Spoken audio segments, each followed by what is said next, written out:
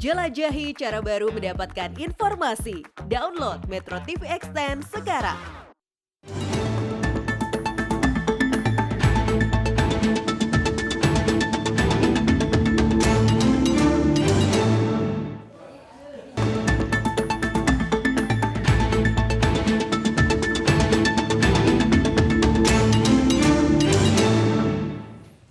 Selamat pagi pemirsa, Anda menyaksikan Headline News pukul 9 waktu Indonesia Barat.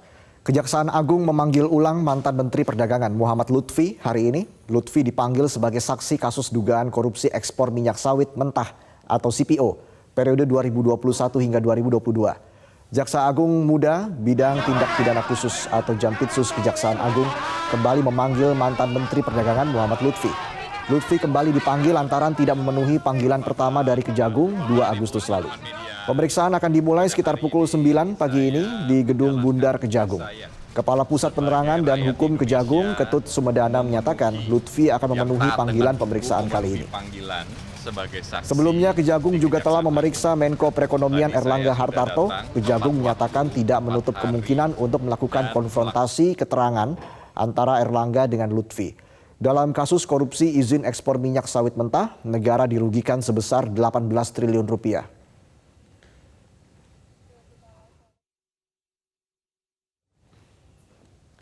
Hari ini Kejaksaan Agung kembali memanggil mantan Menteri Perdagangan Muhammad Lutfi. Lutfi dipanggil sebagai saksi kasus korupsi izin pemberian fasilitas ekspor crude palm oil.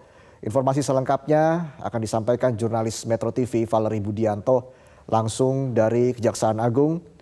Valerie, apakah mantan Menteri Perdagangan sudah tiba di Kejaksaan Agung? Apa saja hal yang akan digali dari Muhammad Lutfi? Mantan Menteri Perdagangan Muhammad Lutfi sudah tiba di Gedung Kejaksaan Agung RI tadi sekitar pukul 8.53 waktu Indonesia Barat. Tadi begitu tiba, ia tidak menyampaikan apapun dan langsung masuk ke dalam Gedung Kejaksaan Agung. Berarti hari ini ia mengkonfirmasi kehadirannya untuk memenuhi panggilan dari penyidik Kejaksaan Agung karena seharusnya pemanggilan terhadap Lutfi ini dilakukan pada pukul 9 waktu Indonesia Barat atau saat ini. Namun ia menunjukkan itikat baik, ia datang 7 menit lebih awal. Tadi kami sempat meminta kepada Lutfi untuk menyampaikan sejumlah hal kepada awak media, namun ia menyatakan ia akan memenuhi panggilan terlebih dahulu, nanti baru akan memberikan keterangan kepada media usai pemeriksaan terhadapnya dilakukan. Adapun untuk pemanggilan Muhammad Lutfi hari ini merupakan pemanggilan kedua karena ia tidak hadir dari pemanggilan pertamanya pekan lalu di tanggal 2 Agustus 2023 dengan alasan sedang menemani istrinya yang berobat.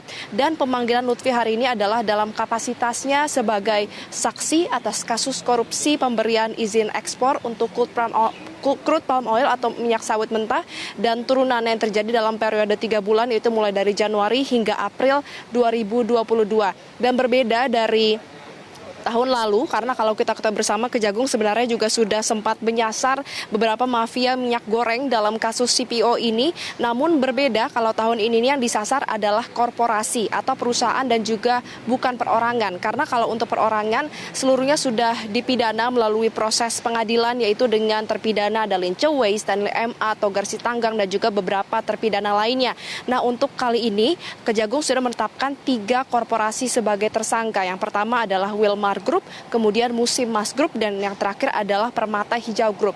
Sehingga kehadiran dari Muhammad Lutfi hari ini adalah untuk memberikan keterangannya selaku pejabat yang berwenang yang masih menjabat dalam periode Januari hingga April 2022 sebagai Menteri Perdagangan untuk membuat terang tindak pidana yang diduga Kejaksaan Agung ini dilakukan oleh ketiga tersangka korporasi. Kemudian Reza, terkait apa saja hal-hal yang akan digali terhadap Muhammad Lutfi hari ini, utamanya adalah apa saja hal-hal yang ia ketahui selama dirinya menjabat sebagai Menteri Perdagangan dilakukan oleh ketiga tersangka korporasi. Beberapa pertanyaan yang diduga kuat akan ditanyakan terhadap Muhammad Lutfi adalah pertama, apakah benar ketiga tersangka korporasi ini telah melakukan upaya mengembalikan kerugian keuangan negara?